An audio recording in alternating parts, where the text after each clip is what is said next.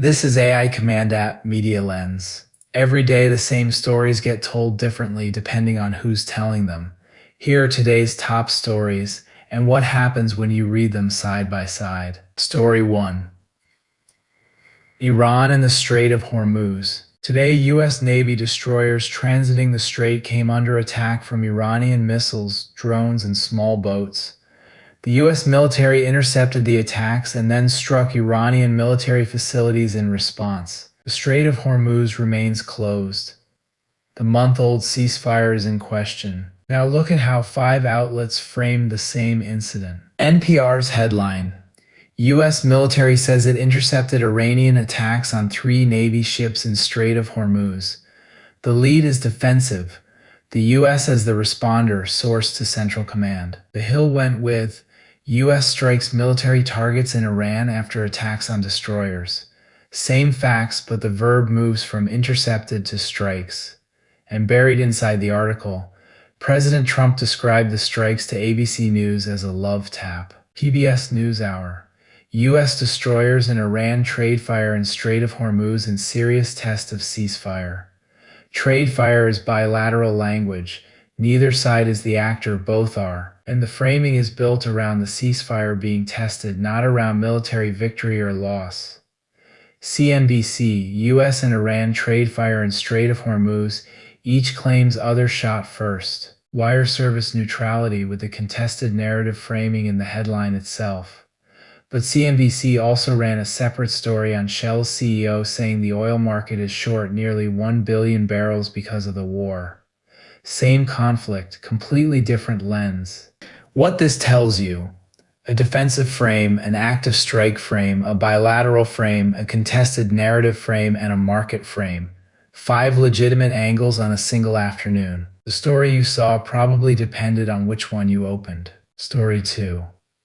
The trade court strikes down Trump's 10% global tariffs. A 3-judge panel of the U.S. Court of International Trade issued a permanent injunction against the 10% across-the-board tariff the administration imposed earlier this year, after the Supreme Court had already struck down an earlier round. NPR called it "Trade Court Outlaws a Second Round of Trump Tariffs." Outlaws is the strongest verb on offer. The New York Times went with "Court rules against Trump's 10% tariff. Rules against neutral, formal courtroom register." The Hill chose "Trade Court strikes down Trump global tariffs imposed after Supreme Court loss." Strikes down is somewhere in the middle, but notice the second clause, imposed after Supreme Court loss. The Hill is the only one of the 3 that frames this as part of a sequence, a pattern of legal defeats. What this tells you: same ruling, 3 verbs: outlaws, rules against, strikes down, escalating in force. And only one outlet positioned it within the larger arc of administrative legal sitbacks. The headline you read shaped whether this felt like a single ruling or a streak. Story 3. Cloudflare stock sank 18% after the company announced it is laying off 1,100 employees, roughly 20% of its workforce. The company's official explanation: agentic artificial intelligence is fundamentally changing the company's work. CNBC's headline: Cloudflare stock sinks 18% after earnings as company cuts 1,100 employees due to AI changes. Notice what's happening in that headline. Due to AI changes, that's the company's framing, lifted directly into the news lead without quotes, without skepticism. AI is the cause. The cause is a force, not a choice.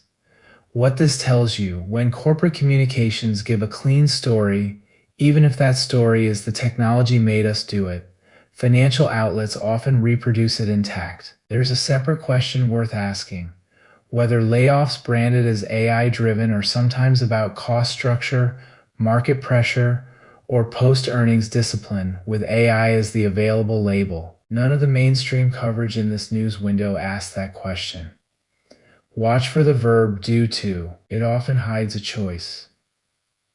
Story 4. GOP Redistricting.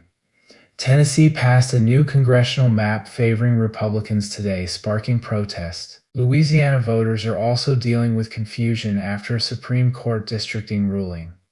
More states are reportedly looking at redrawing their maps before November's midterms. PBS NewsHour led with the procedural facts. Tennessee passes new congressional map, sparking protest.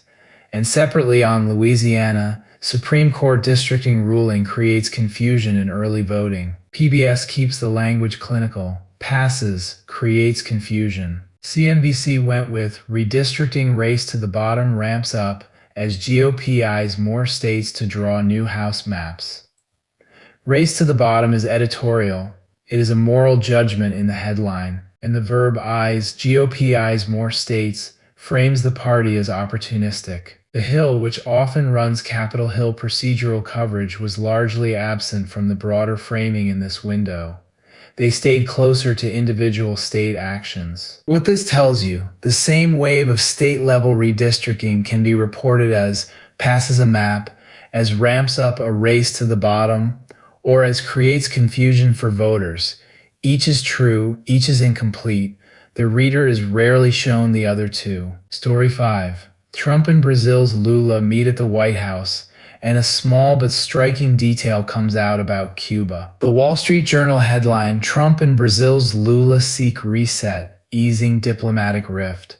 The vocabulary here is the vocabulary of high diplomacy. Reset, easing, rift. This is a story about repair. The Hill went a different direction. Brazil's Lula, Trump indicated he won't invade Cuba during White House chat. That's the same meeting. But notice three things. First, the lead is the most newsworthy operational claim. The Cuba invasion was apparently a topic on the table. Second, the source is Lula, not Trump. Third, the register, chat, not summit, not meeting, chat. What this tells you, the same Oval Office encounter can be framed as a diplomatic reset or as a casual conversation in which the question of invading another country surfaced. The WSJ tells you about the relationship. The Hill tells you about the substance. Both are accurate. They send very different signals about whether this meeting mattered.